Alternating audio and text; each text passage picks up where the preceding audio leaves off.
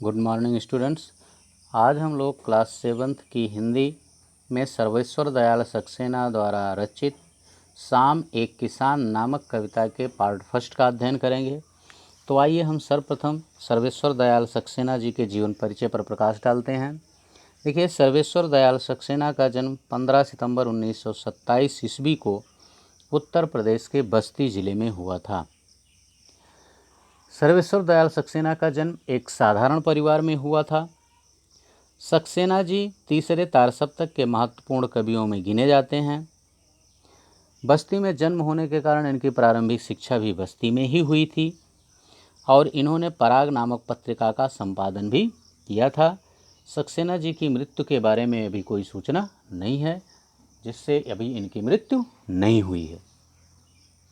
तो आइए अब हम सक्सेना जी द्वारा रचित इस शाम एक किसान नामक कविता का अध्ययन करते हैं। देखिए, इस कविता में कवि ने शाम को एक किसान के रूप में चित्रित किया है, बताया है।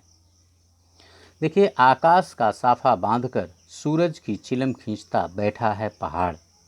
कवि कह रहा है कि पहाड़ जो है वह अपने सिर पर आकाश का साफा, साफा माने होता है पगड़ी, यानी सिर में बांधा जाने वाली पगड़ी जो होती है उसी को साफा भी कहते हैं।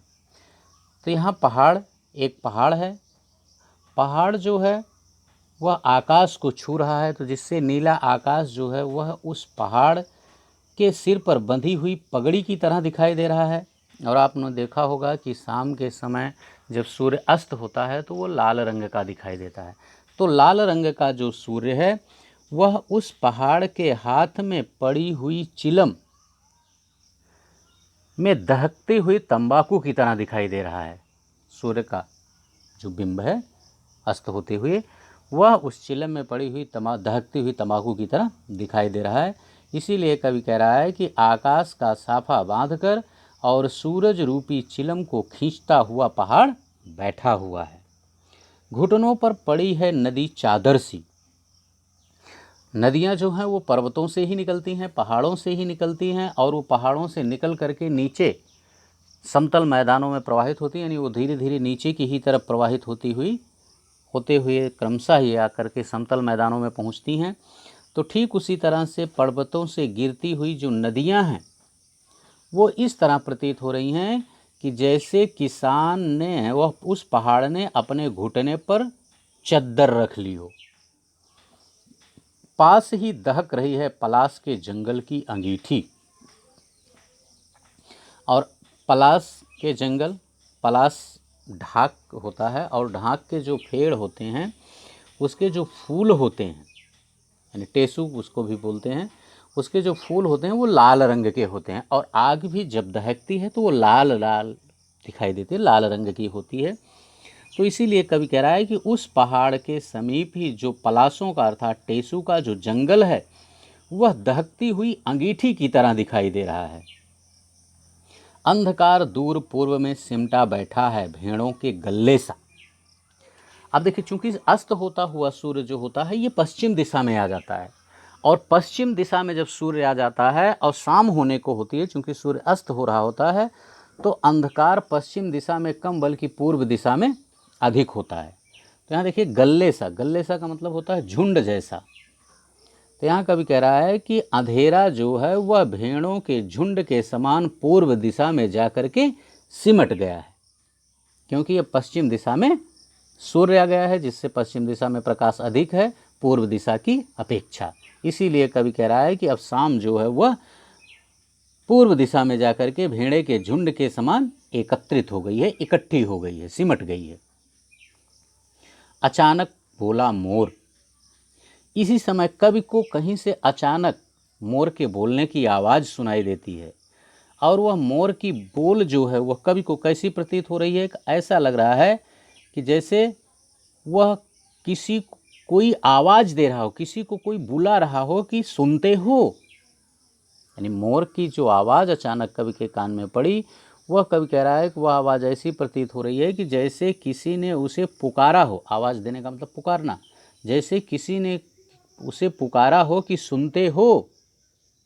चिलम औंधी, धुआं उठा, और इस तरह की आवाज़ को, पुकार को सुन करके उस पहाड़ के हाथ से चिलम, औंधी माने उलट जाना, चिलम उलट जाती है, धुआं उठा और उससे धुआं निकलने लगता है। सूरज डूबा, अंधेरा छा गया और उस धुएं में सूर्य छिप जाता है और पूरे प्रकृति में, पूरे आकाश में अंधेरा छा जाता है। तो ये था इस कविता का अर्थ। उम्मीद करते हैं कि इस कविता का अर्थ आप लोगों की समझ में आ गया होगा। आइए अब इसके बाद हम इस पर आधारित जो प्रश्न है बहुविकल्पीय, पहला प्रश्न हम देख लेते हैं। देखिए, पहला प्रश्न कह रहा है कि सही विकल्प पर सही का निशान लगाइए। शाम रूपी किसान ने साफा पहना है, आकाश का, नदी का या फूलों का। यहाँ सीधा है आकाश का साफा बांधकर। तो किसका क्या सही होगा इसमें? पहला विकल्प सही होगा। शाम रूपी किसान ने साफा पहना है, आकाश का। ठीक, अब आइए हम पहले का खा खंड देखते हैं। देखिए, खा कह रहा है, एक मिनट, हाँ देखिए, खा खंड कह रहा है कि किसान के घुटनों पर चादर सी पड़ी है। अभी आपने पढ़ा कि किसान के घुटनों पर चादर सी पड़ी है, तो किसकी घुटनों पर पड़ी है? नदी चादर सी, पंक्ति पढ़ा आपने ना, तो इसमें नदी यानी तीसरा विकल्प सही हो जाएगा। ठीक है ना। अब आइए हम इसका गा खंड देखते हैं। भेड़ों के झुंड सा सिमटा अंधकार बैठा है, भेड़ों के झुंड सा सिमटा अंधकार बैठा है, पश्चिम में, पूरब में, उत्तर में। तो भी आपने पढ़ा कि सिमटा बैठा है भेड़ों के गले सा अंधकार पूर्व में, अंधकार दूर पूर्व में सिमटा बैठा है भेड़ों के गले सा। तो यहाँ इसका सही है पूरब में, अर्थात दूसरा विकल्प सही है। ठीक है ना।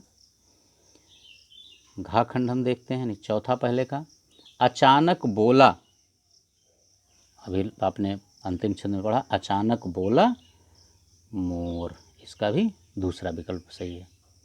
ठीक है बच्चों, तो इस कविता को आप ध्यान से पढ़ लीजिएगा और इस वीडियो को पूरा देख करके इन प्रश्नों को भी सॉल्व कर लीजिएगा। वीडियो पूरा अंत तक जरूर देखें, तभी पाठ आपकी समझ में आसानी से आएगा। बस इस पार्ट में इतना ही। इसके दूसरे पार्ट में हम इस पाठ से प्रश्नों को लेकर पुनः आपके समक्ष उपस्थित होंगे। तब तक के लिए थैंक यू।